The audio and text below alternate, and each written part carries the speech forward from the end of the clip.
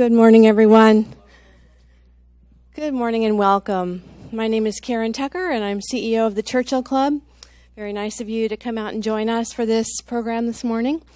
Today is International Women's Day, and I hope that we can all acknowledge and celebrate that in our own meaningful way. You might know that Churchill Club is an independent nonprofit business and technology forum. Our mission is to encourage innovation, economic growth, and societal benefit. The topic of this conversation this morning has the potential to contribute to all three of these things. It is called IgG4 RD Advances, a revolution in the making. Just about unheard of until maybe a decade ago. IgG4-related disease is a multi-organ immune-mediated condition that mimics many malignant, infectious, and inflammatory disorders. Recently, researchers have made great strides in identifying new clinical features and possible drivers of the condition, unraveling its immunology, and developing effective therapies. They believe that the lessons that they are learning, in particular about human immunology, have huge potential for general understanding and likely specific therapies for other types of diseases, from potentially curing autoimmune conditions to different types of cancers. We owe these gentlemen a debt of gratitude for the work that they are doing, and also the catalyst and sponsor of this conversation is Dr. Sean Nair, who is with us this morning. Dr. Nair has a very keen interest in furthering research to advance understanding of the workings of the human immune system and to create new opportunities for medical breakthroughs. And it is our hope, by bringing you all together in this room this morning, that you will spark conversations among yourselves, get new ideas, new connections, that you too might be part of this amazing time and opportunity. We are privileged to have with us speakers John Stone, Professor of Medicine at Harvard Medical School and the Edward A. Fox Chair in Medicine at Massachusetts General Hospital, recognized as the world's leading clinical investigator in IgG4-related disease, and Bill Robinson, Associate Professor of Medicine, Immunology, and Rheumatology at Stanford University. Dr. Robinson is applying technology to discover targets in IgG4 and other autoimmune diseases. So finally, we are very grateful to Fenwick & West for hosting us this morning, as they have so many times over the decades of Churchill Club's existence. Let's now welcome our speakers, John Stone and Bill Robinson. Thank you. We're going to go over there, I think.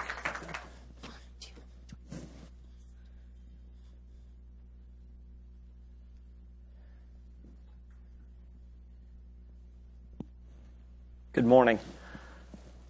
So this is a very timely conversation we're having, in that there's many different diseases that we see clinically where we suspect it's autoimmune, but we really don't definitively know that, and the etiology of those diseases aren't defined. And so, for example, I remember back when I was in clinical training at UCSF, and we had a series of patients with retroperitoneal fibrosis for which we had no idea what the causes were. And we ended up, treating them with very primitive types of therapies like colchicine without much effect. Perhaps you can tell us a little bit about how IgG4 became to be recognized and what some of the first insights were. Thank you.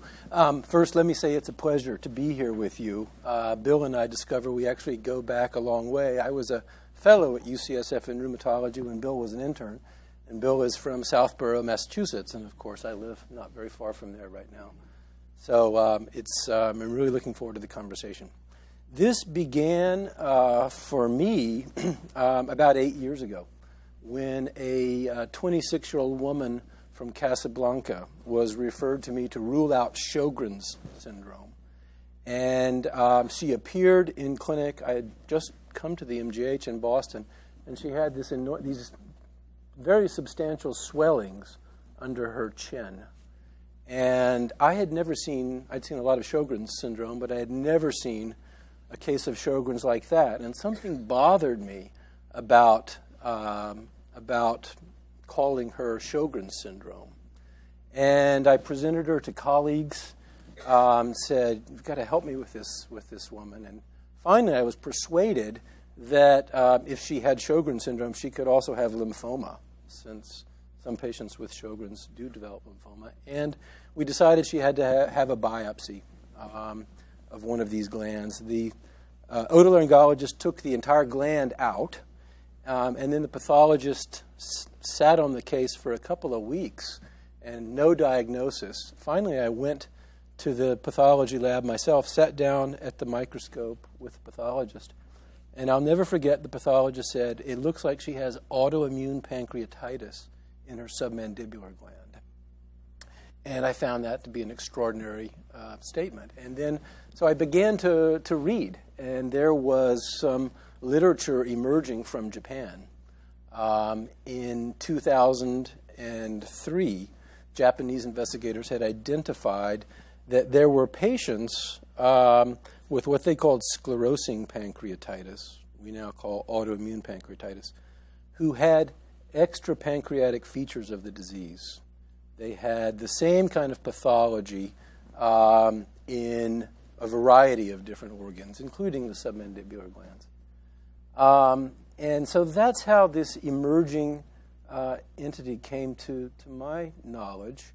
And in looking back further in the literature, it was astonishing to find that there are pictures from the German medical literature in the 1890s, drawings of patients who clearly had IgG4-related disease then. So it's not a new disease. It's a disease that has been around. And Japanese colleagues really came up with a wonderful metaphor for the disease. They describe it as being like a crow flying through the night of medical history, because it was there when you were an intern, and you missed it then. And it was there when I was a fellow, and I missed it. And it's been there for decades, and goodness knows how many centuries. And it took until this century and a confluence of circumstances for it to begin to come to light. And now, once we became aware of that patient, we realized there were patients in our clinic who were being followed for other things, for Sjogren's syndrome, other diagnoses. And lo and behold, when we looked at their serum IgG4 concentration, or when we went back and looked at biopsies that they had had years before, then we found they had IgG4-related disease as well. And patients really started to come out of the woodwork. And I'm pleased to say that an international collaboration has really grown up around this. Just a couple of weeks ago, we held the third international symposium on IgG4-related disease and fibrosis in Hawaii, because it's right between the continental United States and Japan, so investigators from both places can descend on the symposium. So it seems, since your original kind of insights that this might be a distinct disease entity, the kind of the umbrella of different clinical syndromes that fall under this diagnosis has broadened to a whole bunch of other, kind of involvement of other organs in the body. Can you speak to kind of the spectrum of IgG4-related disease? So in the early days of this, which goes back only 7 or 8 years now, it was a eureka moment almost every week when we would have a patient sent to us and we'd realize this patient has this disease in the lung. Or the pathologist would send a patient who had had a prostate biopsy or a prostatectomy, and lo and behold, it was IgG4-related disease in the prostate gland and not prostate cancer. Or it was in the lacrimal gland in the eye. And I used to say that the disease can involve every organ in the body except the brain. And now I know that that's not true, because we've seen several patients with parenchymal brain involvement. So the disease can involve literally any organ in the body, and it is very important to diagnose it for a variety of reasons. One of them is that the disease is often mistaken for cancer. I was at Johns Hopkins last week. They presented a case to me of a young man who underwent a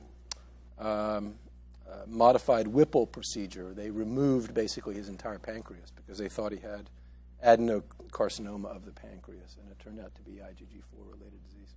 That patient ultimately died after several years of not being diagnosed, several different opportunities to make the diagnosis with different biopsies of different organs, and nobody put it all together. So it's important to make the diagnosis because it is treatable. It's important to realize that it's not cancer, so patients don't have inappropriate operations, or they don't get treated for other immune-mediated diseases such as Sjogren's syndrome or primary sclerosing cholangitis. One of the real delights for me with this disease is that this disease, the study of this disease, permits us to go from a clinical finding, swelling of the submandibular glands, swelling of the eyes, to findings in the blood, to findings in biopsy tissues, and then to apply really cutting-edge molecular biology techniques to understand how this disease works now. I have relearned immunology that didn't exist when I was in medical school through trying to understand this disease. So, yes, and I think we're going to spend quite a bit of time talking some more about pathogenesis and pathophysiology. Can you touch base for a minute about this association with allergies and allergic responses in a subset of IgG4? That's a great question. It's an area that we don't fully understand yet, but a lot of our patients do have atopic, allergic kind of symptoms. And it was thought, as a result of that this must be a Th2-driven process. Certain kinds of T cells must drive this. But that notion has been debunked now with our ability to look very carefully at the cells that are driving this disease. And maybe we could move into pathophysiology a little bit now as a result of that. One of the let me ask you, what are your current thoughts about the pathophysiology mechanisms and what the key players are in the disease? So for many autoimmune diseases, we always wonder why it targets the organ that's being targeted. And in certain cases, for example, in type 1 diabetes that Hugh McDevitt and Greta Sundestrup investigate, there's good evidence that there's autoimmunity against insulin and beta cells of the pancreas. But here we have a disease that's affecting many different organ systems, and the antigens aren't clearly defined. And so, trying to think about why, perhaps the salivary glands or the lacrimal glands are targeted in some patients, the pancreas in others, and the retroperitoneum in yet others, and that constellation of diseases. Obviously there's been significant advances in technologies that let us study the immune system in unprecedented ways, and I think you and Shiv Pillai, one of your colleagues, have done a very elegant job starting to define the types of T cells that are aberrantly activated in IgG4 and showing that there's expansions of T cells in the lesions of your biopsies, both kind of some of the kind of first an atypical set of T cells that I'm interested in hearing your these CD4 cytotoxic cells that are making both cytokines such as TGF-beta and IL-1 that can potentially drive fibrosis, but also making mediators such as granzymes and perforins that can actually cause damage to cells. And I think that their expansions in the lesions definitely suggest that they might be involved in mediating part of the pathogenesis. I don't know, do you have comments on that subset? And then there's another key subset, and that's these T follicular helper cells that we think are really coordinating the antibody response. So, what are your thoughts about this T cell, which is indeed fascinating? We think it's the crux of the disease, but we got to it in a roundabout way.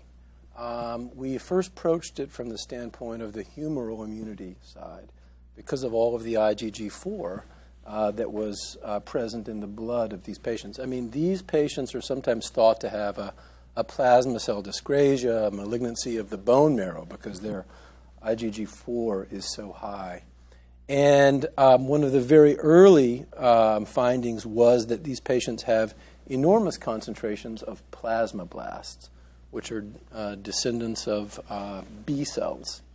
Of course, we can target B cells directly now with anti-CD20 therapy, rituximab.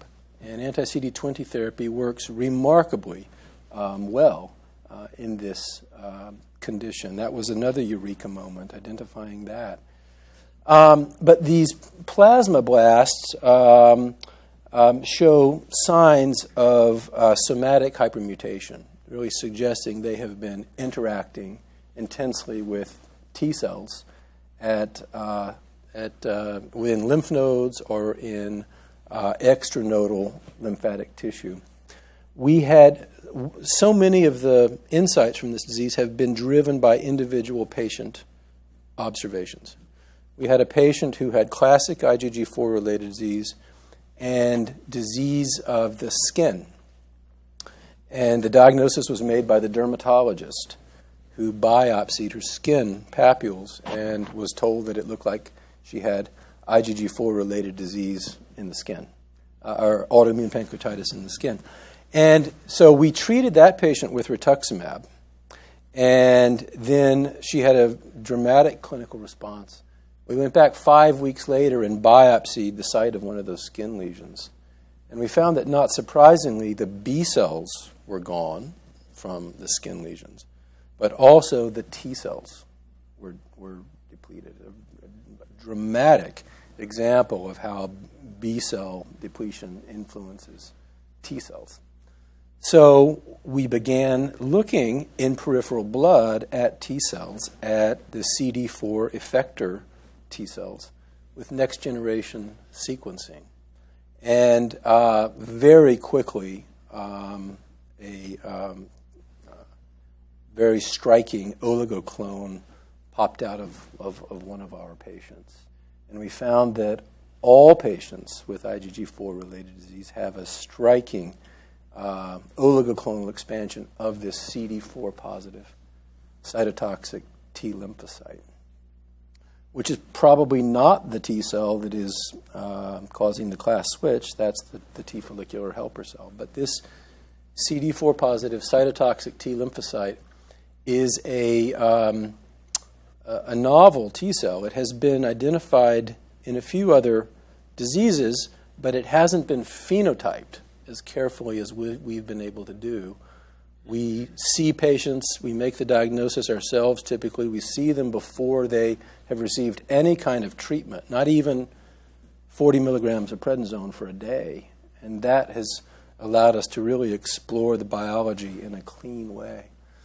But as you've alluded to, these CD4-positive cytotoxic T cells make IL-1, IL-1 beta, TGF, transforming growth factor beta, interferon gamma, and all of those products could really drive the fibrosis or the scarring, which is such a key feature of this disease. Sure. So we've been able to, in a very short time, the disease has been known for only 12 years or so, we've put together a pretty coherent model of the pathophysiology. And that is that I like to refer to it as a B-cell, T-cell dance, which goes on in this disease. B cells and plasmablasts are presenting antigen to this T cell and sustaining the CD4 positive cytotoxic T cell. And the T cell, in turn, is elaborating these different mediators which cause the fibrosis and the cytotoxic injury. And we're able to observe the biology so purely in these patients. If we treat them with an anti-CD20 therapy, not only do the B cells go away and the plasmablasts go away, but this CD4 cytotoxic T cell also declines over weeks because it's not sustained. It doesn't have the continuous antigen presentation. Those are intriguing observations. I think in several other diseases where they've seen cytotoxic CD4 T cells, such as in HIV disease and in certain diseases, there's chronic antigen stimulation. And it might suggest that there's a persistent antigen that's kind of driving the response in IgG4, also as evidence to the fact that there's such extensive, we call it affinity maturation or mutations in the B cells from repeated cycles of activation. So what's causing these B cells to make IgG4? That's a great question. And ironically, we've come to view the IgG4 as being probably a counter-regulatory mechanism. We think it's not driving the disease. And this gets to the other part of that B cell, T cell dance, which is between B cells and plasmablasts and another CD4 positive T cell, the T follicular helper cell. And our group has been doing a lot of work in this area very recently. T follicular helper cells sit right outside the germinal center, as it turns out, and they drive the class switch, causing these B cells to convert to cells that make IgG4. And we think that is an ineffectual counter-regulatory mechanism trying to suppress that primary immune response. And the IgG4 just builds up and gets higher and higher and higher in the blood. It's probably by nature an anti-inflammatory antibody itself. It doesn't activate complement. It doesn't bind Fc receptors. So it itself should not have an inflammatory effect. We think its role may be to go into sites of inflammation and bind up antigen without making the inflammation worse, serving as an antigen sink, in essence. And you don't need to be IgG4 positive or elevated to have elevated IgG4 to have the diagnosis of IgG4-related disease. Is that correct? That's exactly right. Only about 70% of patients with this disease have elevations in their serum IgG4 concentration before treatment. The range is enormous, though. So the range in the blood can go from normal to 30 or 50-fold the upper limit of normal. And we think, just to sort of complete the biology, once we treat patients with an effective therapy, the IgG4 concentration doesn't normalize, even if they've had a terrific clinical response. Rather, it falls very slowly over many months or years. And we think what has happened is that there are plasmablasts that were making the IgG4. They have some have homed back to the bone marrow, where they become long-lived plasma cells, and they continue to make IgG4 for a long period of time. So in many autoimmune diseases, we always think that there might be an infectious microbial trigger, or in, for example, rheumatoid arthritis, we think that there's an environmental trigger, specifically cigarette smoking. What triggers, what triggers do you think might be associated with IgG4? Are there allergic triggers, infectious triggers, other environmental triggers that you think are perhaps initiating this response? Well, this is where I want to begin to hear about some of your work as well, because antigen discovery is something that we are very interested in, and I'm delighted that with Matt Baker and Justin in your lab, we've struck up a nice collaboration now. In many ways, IgG4-related disease is like just about every other autoimmune disease. It's clear that the immune system is attacking different parts of the body, but we don't know what antigen triggered it. And so I think this is one of the areas where what we understand from IgG4-related disease could have enormous implications for the understanding of autoimmunity in general.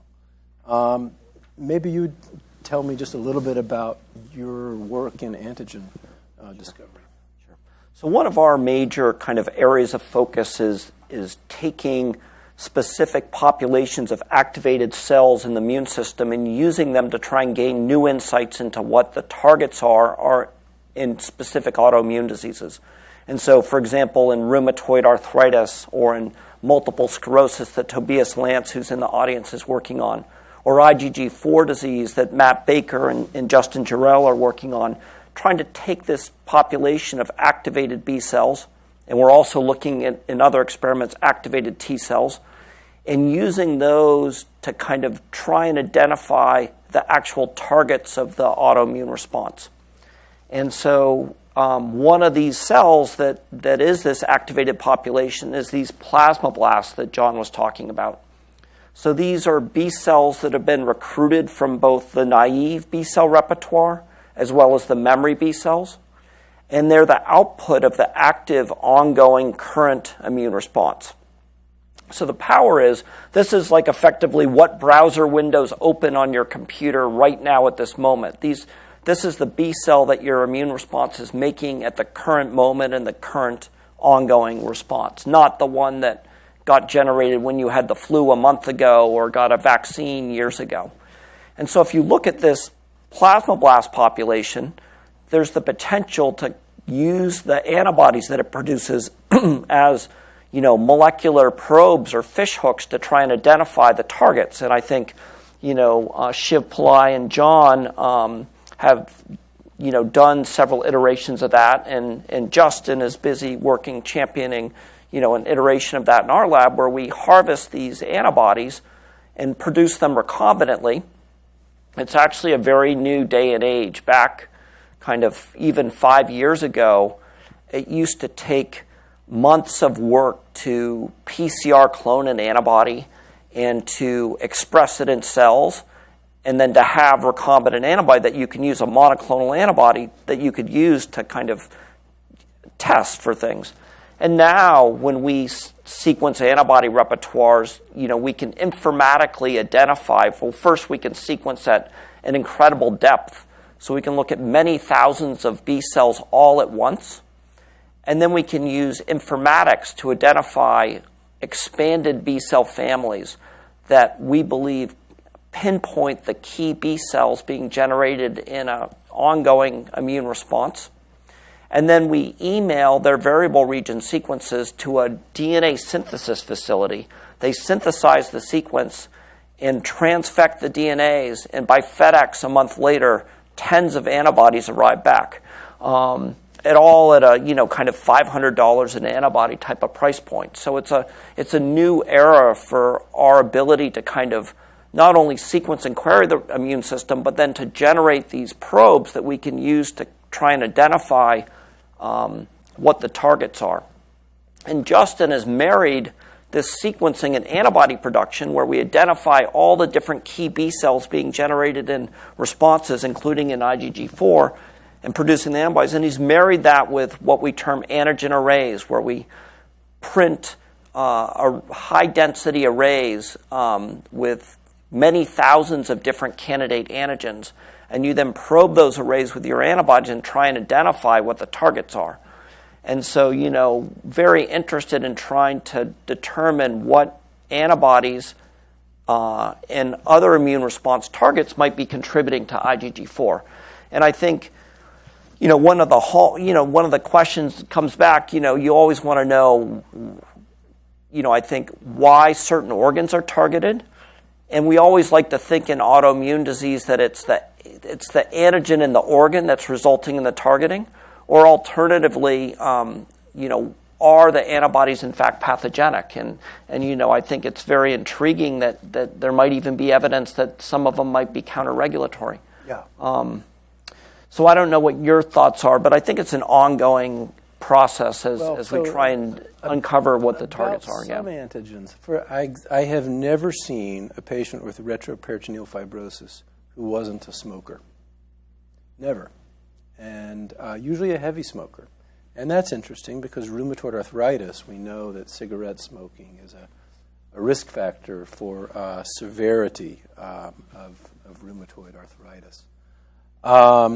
So those IgG4 antibodies that are being made, and they are thought to be a counter-regulatory mechanism. They're feeding back into a site of inflammation. They're binding up antigen, and if you can identify their specificity, then that may tell you what antigen is driving the process.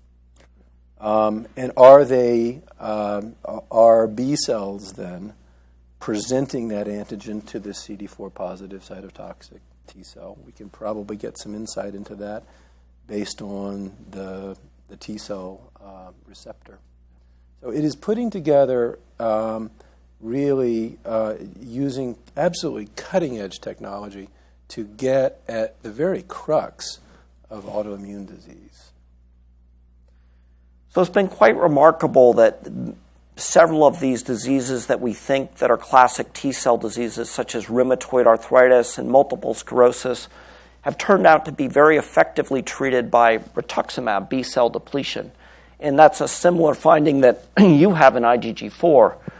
Perhaps you can tell us a little bit more about treatment and how, what the next generation treatments might be for IgG4, because obviously rituximab's depleting many peripheral B cells, and although effective, perhaps there's ways to approach IgG4 that might even be more specific as opposed to this broad depletion of B cells. Yes, so our understanding of the pathophysiology of this condition opens up a whole lot of different potential approaches to treatment.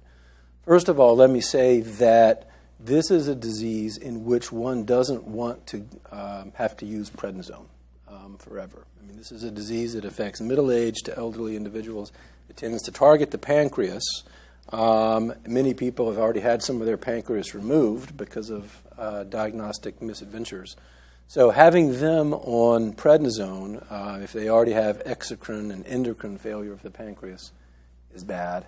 And just like prednisone with most other immune-mediated conditions, IgG4-related disease responds to it, but it is not cured by prednisone. So typically it takes more prednisone than one wishes to have the patient on to keep the disease under control. But our understanding of this B-cell, T-cell dance brings up a lot of possibilities for targeted treatment. So anti-CD20 therapy works very well. And at some point, we may be able to do a worldwide anti-CD20 therapy trial. That would be terrific. But we are also targeting the B cell and plasmablast in other ways. An anti-CD19, a monoclonal antibody, the FAB portions bind to CD19, so cells of the B cell lineage. The FC portion of the molecule binds to Fc gamma receptor R2b, which is the only Fc gamma receptor on the B cell. And when bound in concert with CD19, it downregulates the cell. So that's also a promising treatment approach. But we think that the real driver of the disease is this CD4 positive cytotoxic T cell, which has an interesting marker on its surface called SLAMF7. And SLAMF7 was not known to be on any T cell before we really phenotyped it carefully. Interestingly, SLAMF7 is known to be on cells of the B cell lineage and plasma cells. And it may be that SLAMF7 is one of the mechanisms whereby the B cells and the T cells interact in this disease. So targeting that molecule or targeting that T cell in some other specific way might allow us to remove the pathogenic cell. And this is not a cell that occurs, we think, outside of states of disease. So that would be another approach. The T follicular helper cell has been raised as a potential therapy as well in a variety of diseases. The T follicular helper cell is driving the class switch. But what I wonder about is whether interfering with the T follicular helper cell wouldn't, in fact, make the disease worse, because it would remove some of the brakes on the disease. So it might have the opposite effect. But I think as we understand these, the details of this B cell, T cell dance better, there will be lots of targeted opportunities for treatment. So one question that just kind of, how diseases get their names. So here's a T cell driven disease that's named after a B cell antibody product. How did it get named IgG4 related disease? Well, I think the Japanese are responsible for that. They identified the disease, and they were struck by the dramatic elevations of IgG4 in the blood and the dramatic number of IgG4 positive plasma cells in tissue. And they leapt to the conclusion that IgG4 causes the disease. But biology is often more subtle than that. And we think the IgG4 is there trying to put the brakes on the primary response. So there's a lot of subtlety to this disease, which reminds us how subtle the immune system can be. Could I ask you about the fibrosis issue? And fibrosis is a huge problem in the world. There's a colleague at NIH who's fond of saying that fibrosis contributes to 45% of deaths in the world. I'm not sure where he gets that statistic, but it is a big problem. It is the end result of a lot of different pathophysiologic processes. And this disease has fibrosis as a major pathologic hallmark. Some of the mediators of this T cell could drive fibrosis. And your lab has been interested in IL-1, for example. Do you want to say a little bit about that and how our work may dovetail? Yeah. I mean, I think, as you're calling out, fibrosis is a kind of an end product result or pathologic kind of change to tissue in many different diseases, and everything from allergic asthma to even perhaps in the bone in osteoarthritis to different diseases, involving the liver, chronic infections in the liver. And I think, the molecules, there's clearly certain sets of cytokines and T cell responses that drive fibrotic responses, such as you're highlighting for your cytotoxic CD4 cells seem to be producing those mediators. Justin in our lab has been very interested in the roles of IL-1 and TGF-beta and other cytokines in mediating fibrosis and trying to identify whether some of the antibodies that are made might be altering responses, to these cytokines to further promote fibrosis. I think it's a tricky thing. We think of most antibodies, as you're kind of highlighting for IgG4, as not actually causing many diseases. There's certain examples, for example, myasthenia gravis, where a pregnant woman's antibodies will cross into the fetus, and the baby will have transient myasthenia while the antibodies break down over the first couple months of life. But there hasn't been any such antibody transfer studies in IgG4-related disease that clearly demonstrates a definitive pathogenic role. And as you're highlighting, they may even be anti-inflammatory in certain ways. So anyways, I think sequencing, for example, antibody repertoires where you identify the antibodies generated can serve two types of roles. One is you can try and identify their targets, which may also be the target of the T cell response, and thus it can provide the window that allows you to kind of really unravel what's driving the T cell responses in disease. And in certain cases, it may identify an antibody that's in fact contributing to pathogenesis. And so I think, we're busy working to see if perhaps in a subset of patients, some of these antibodies might, in fact, not only just identify a target, but might actually contribute in some way to pathogenesis. And one of the things that, we're always kind of influenced by names of it's coming back to this name question.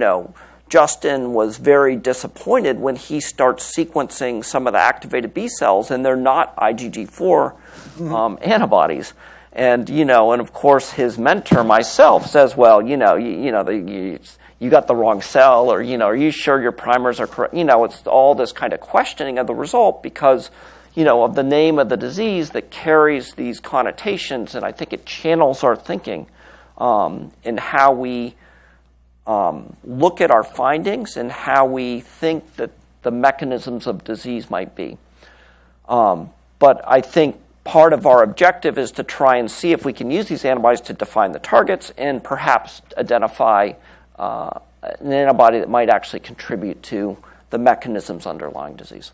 So it's great. As we were chatting before we started, it's really terrific to hear that the work going on independently in your lab seems to confirm some of the findings that we've made with regard to this T cell, because of course validation is really critical for science. Getting back to the fibrosis issue, I think it's fair to say that there are different subsets of IgG4-related disease. The patients who have very high serum IgG4 concentration, multi-organ disease, we knock that out of the park with treatment. And I think we're going to have any number of therapies to treat that subset of patients very well. They may be B-cell targeted treatments, plasmablast targeted treatments, maybe T-cell targeted treatments. But the fibrosis, which is already present at the time you make the diagnosis, that is a much more vexing problem. We did find that B-cell depletion improves fibrosis to a certain extent in that same patient who had the skin lesion. Her smooth muscle actin activity improved substantially after B-cell depletion. But the fibrosis scarring generally doesn't melt away the same way the B-cells and plasmablasts do. So we're trying to target now an understanding of what's driving the fibrosis. The fibroblast, which is clearly the myofibroblast, clearly a very important cell in this process, has been very little studied thus far. So we're now doing co-culturing experiments with CD4 cytotoxic T cell and fibroblasts and plasmablast and fibroblast to try to understand what's driving the fibroblast. Because if we could understand mechanisms of fibrosis in this disease, it could be a very big leap forward. One of the really interesting things is the fibrosis in IgG4-related disease very often responds dramatically to therapy, too. So in the lungs, for example, listening to patients with my stethoscope and hearing classic Velcro-like crackles in their lungs, we treat them, and those things are gone. And that's really very different from other forms of interstitial lung disease.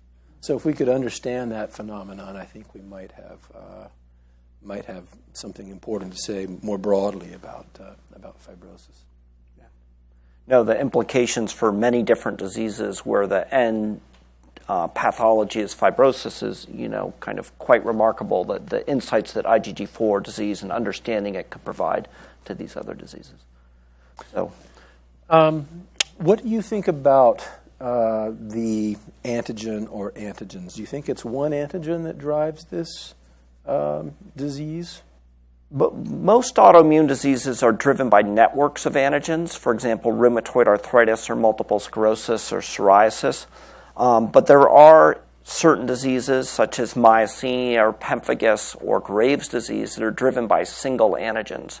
And frequently, those single antigen diseases are also antibody-associated diseases, where the antibody targets that antigen and has a effect, such as blocking an acetylcholine receptor in myasthenia. My sense is that there's a possibility that there's a individual antigen that could be, for example, a fibrosis-promoting cytokine or other antigen that might provide the basis for an individual antigen being an important antigen in IgG4. But most autoimmune diseases are, there's something called epitope spreading. Epitope spreading is where your immune system evolves from targeting a single epitope or feature on a protein or antigen to multiple different features, and then spreading to other related antigens.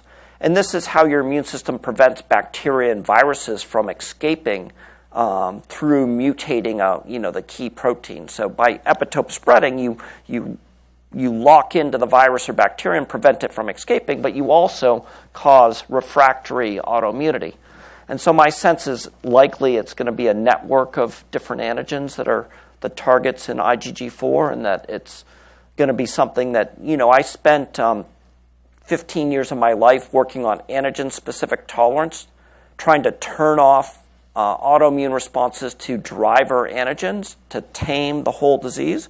And in retrospect, after using all these next-gen technologies and seeing the autoimmune responses spread to all these different antigens in the tissue, I'm not sure that antigen-specific tolerance is really the way to approach these diseases.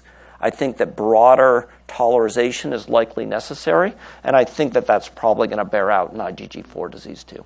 Our sense is you're right, that it may be that every patient has his or her own antigen driving it, or maybe it is a network. But if you can turn off the inflammation for a while, 6 months, a year, by disrupting the cells that are involved, you may induce a long-standing tolerance, in theory. Absolutely. Every time we get an infection or a vaccine, our immune system has homeostatic mechanisms that bring it back into tolerance. So you mount an aggressive response against the flu, and then you downregulate those T cells and B cells to restore tolerance. And so in autoimmunity, that kind of process those regulatory mechanisms fail to restore tolerance. We know that in lupus and MS, people flare and then remit. And so, if there's ways to kind of reset the inflammatory response in these T cell responses, and then to help reinforce these natural mechanisms to turn off and downregulate the immune response, perhaps we could, fundamentally turn off the autoimmune response in IgG4. And that's kind of would be the, one of the holy grails in autoimmunity.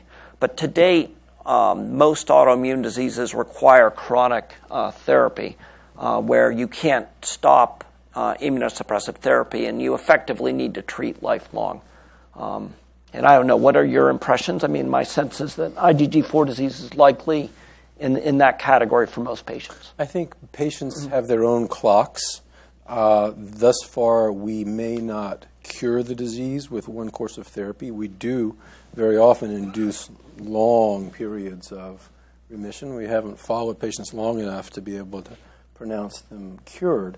But I do think that in the next few years with this disease, we're going to be at a point where we have, maybe the next 10 years, we have a variety of different targeted therapies that can very reliably turn off the disease without requiring steroids at all, much less chronic steroids. And we'll be able to monitor the disease. So we'll be able to know when the disease is beginning to come back. And patients may not need to be treated chronically. They may need to be treated for 3 or 4 months at a time, and then monitor their parameters and reinstitute treatment when it needs to happen. So I think we're going to get there within the next decade with this disease, and hopefully we'll also have some approaches for undoing the fibrosis, which is such a big problem. Fantastic. So shall we take some questions Sure. from the audience?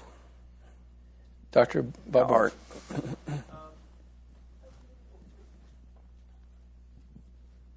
So I'm very intrigued by the idea that the IgG4 may be anti-inflammatory, similar to how we use IVIG in our autoimmune diseases. So in the patients who are treated effectively, those who maintain a high IgG4 serum level, do they tend to have a longer remission rate than those whose IgG4 level has been abrogated or lost? No. Actually, the contrary is true. Patients who have a very high serum IgG4 concentration at baseline before we begin to treat them, those are patients who are going to need to be treated again. They are not going to be cured by one course of steroids or one course of rituximab. They are going to flare again. What about those who were treated effectively and they are, quote, in remission, but you then measure their IgG4 level? What's their likely course?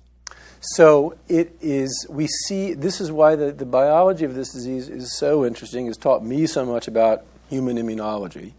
The plasmablast and short-lived plasma cells are making all this IgG4. We treat the patient with either steroids or B-cell depletion. There's a big drop in the serum IgG4 concentration, but it doesn't normalize. It may come down by half or a third. And then the rest of then over months, maybe years, it is required for the serum IgG4 to normalize. And that's because some of these plasmablasts have homed back to the bone marrow and become long-lived plasma cells, and they're continuing to make IgG4. When I hypothesize that when the level begins to come up again, that may be an indication that the patient's primary immune response is acting up again and that the patient may need to be treated. But fortunately, the disease is sufficiently indolent that we can understand we can study and we can understand what's going on with the patient. We don't have to immediately put them on prednisone for fears that their kidneys will fail. Great question. Another question? Yeah, in the back. I thought the SLAM-F7 research is really interesting. I'm just wondering if there are plans to develop elotuzumab or if it's being used off-label, and then would also love your perspective on if you think the CD19 strategy is going to be superior to Rituxan at the end of the day. So we would love to target that CD4 positive CTL.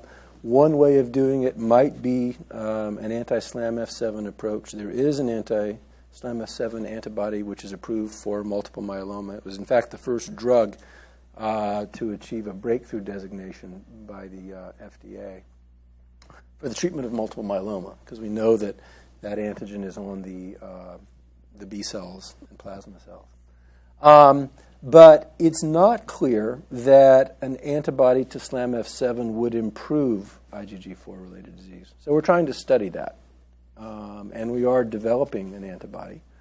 But it's hard to develop a good antibody. And then we have to test it and make sure that it would not have the opposite effect. Because elotuzumab works in multiple myeloma because of other markers that are expressed with SLAM-F7, EAT2. And so if we are not careful, we could have the unintended consequence of making the disease worse. We'd very much like to do that, though, and it's an area of active investigation. With regard to the anti-CD19 treatment, we are completing a 15-patient trial. We've reported some of these at the American College of Rheumatology and at the symposium in Hawaii. And it looks promising. It's a little bit hard to make an apples-to-apples comparison with rituximab, because with rituximab we always give solumedrol with the infusion, and we have typically not given steroids with with this drug, 5871. So it's hard to make an apples-to-apples comparison. It's clear that some patients do very well with this drug, and it has reinforced our understanding of the biology of the disease. But I think we're going to have to do a larger trial in order to understand, a placebo-controlled trial, to really know.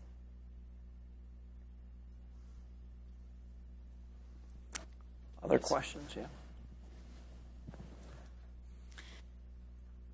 This research is very promising. You are targeting to cure the disease and not just treat the symptoms like the pharmaceuticals do. My question is, you are concentrating on IgG4 today in your talks, but how does it apply to other autoimmune diseases like PMR? Because you talked about not using prednisone and doing targeted T cells or B cells. So how does that apply to other autoimmune diseases like PMR? Well, I think that the steroid sparing is really the mantra of the next decade in immune-mediated disease.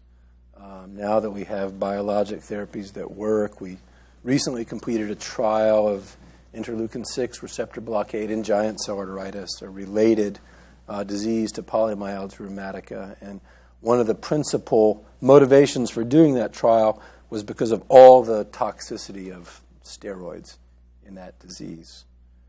Like IgG4-related disease, giant cell arteritis and polymyalgia rheumatica tends to afflict middle-aged elderly individuals who have other comorbidities, who make steroids really problematic. We have worked on something called the Glucocorticoid Toxicity Index, GTI. It's sort of remarkable that we've had steroids now for 67 years, since compound E was discovered at the Mayo Clinic, cortisone.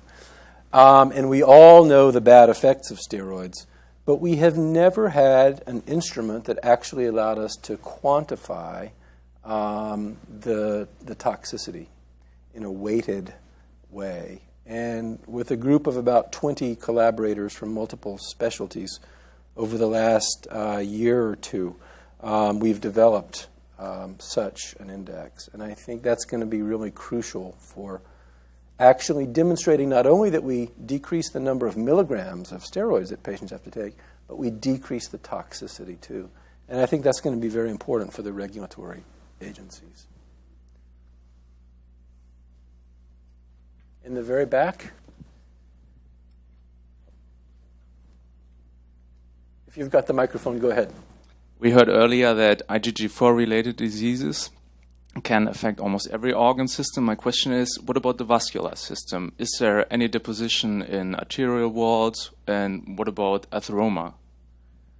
Those are great questions. So first, a couple of weeks ago, there was a CPC in the New England Journal of Medicine, one of my patients who presented with, for what looked like for all the world, giant cell arteritis.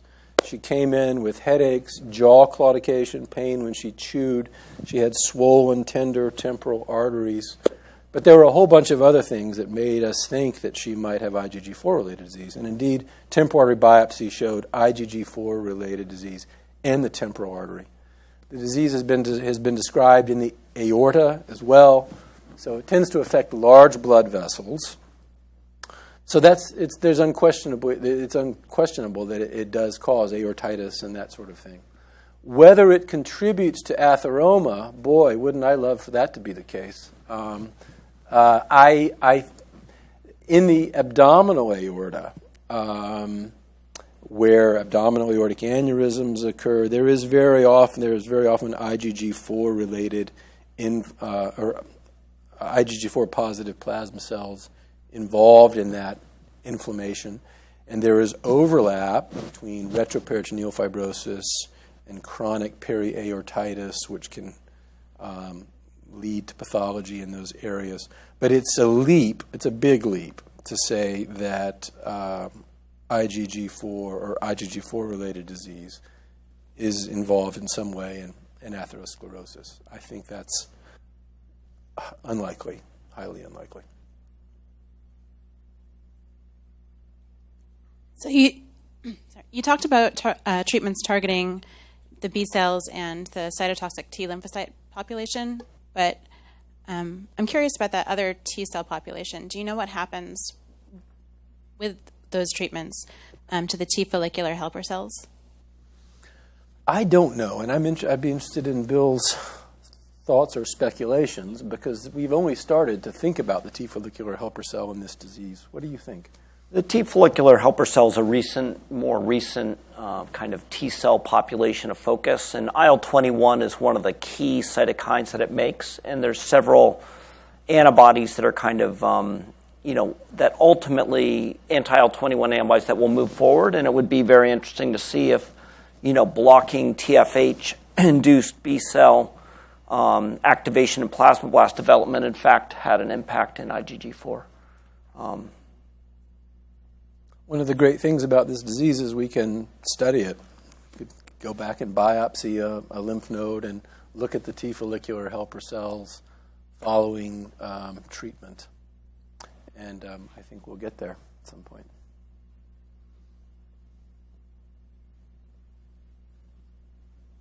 Tobias? Do you think the cytotoxic CD4 positive T cell is a misguided T cell which is very specific to the disease, or do you know of any other pathologies where it plays a role? So the cell has been identified in other diseases. For example, granulomatosis with polyangiitis, formerly Wegener's. Back in the 1990s, it was identified in rheumatoid arthritis. We found it in the peripheral blood of patients with systemic sclerosis or scleroderma.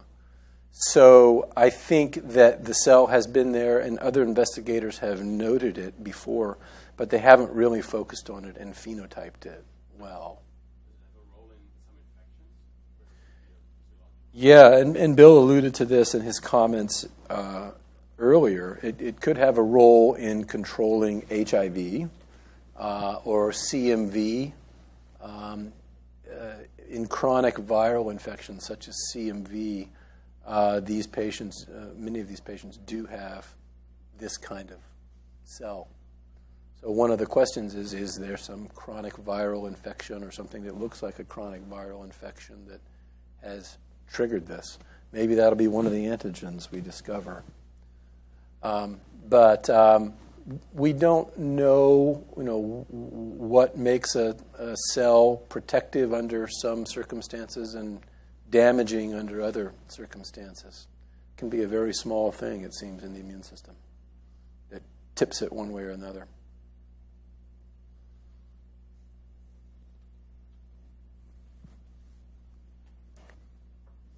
Justin? So it's great that for a majority of the patients, they respond really well to Rituxan and B-cell depletion therapy. But I'm assuming, like lupus and other autoimmune conditions where they're treated with Rituxan, that a subset of those patients become refractory to B-cell depletion and actually start to develop those symptoms again. And in those individuals, do you see a re-expansion of those CD4-positive cytotoxic lymphocytes and plasmablasts and their ability to secrete more of those cytokines that might be promoting the fibrosis? And then also, for those individuals who become refractory, are there other therapeutic options for them? Are there things like anti-CD38 or anti-CD138 that are being utilized in order to treat that condition? So, great question. And yes, patients following rituximab do flare. Many of them, most of them flare at some point. Some patients do have very long remissions. But there have been other patients I've had to treat every 3 to 6 months in order to keep them in remission. One patient every 3 months. If I didn't treat him, his IgG4 went up, his pulmonary fibrosis came back. When we treat them and their disease comes back, we see a clonal divergence in the plasmablast population. So the plasma cells the plasmablasts that come back after remission are different. They're seeing different antigens, which maybe it's different parts of that antigen which triggered the process to begin with. That makes us think that this CD4 positive CTL is probably the real driver, And I would hypothesize that we would see an expansion, a re-expansion of those CD4 CTLs as well. We are really endeavoring to collect samples on patients who've become hot again before they start any kind of treatment, so we can take a really good look at what's going on at a molecular level. In terms of other treatments, there are no one has really investigated anti-plasma cell therapies. I think that deeper B-cell depletion has a lot to offer, potentially. And there are lots of other potential targets as well.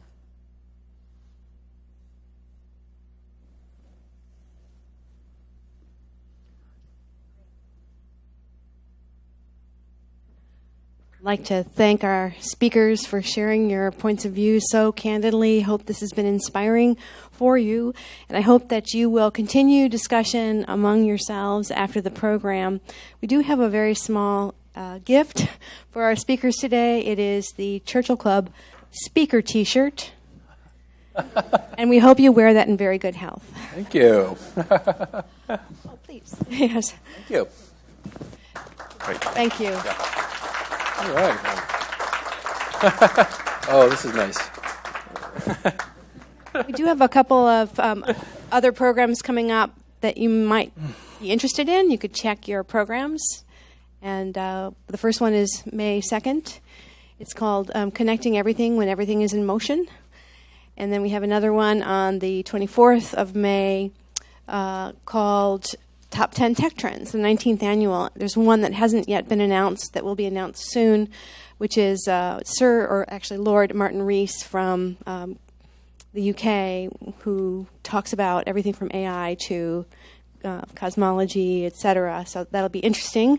We're working on how to frame it right now, but it'll be up soon, April 20. So thank you again.